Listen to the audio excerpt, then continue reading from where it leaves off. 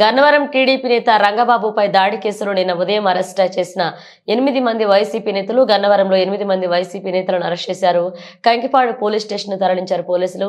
8 మంది నేతలను Kankipadu police station నుండి ప్రభుత్వ ఆసుపత్రిలో వైద్య చికిత్సలు నిర్వహించి అనంతరం గన్నవరం పోలీస్ స్టేషన్ తరలించారు పోలీసులు.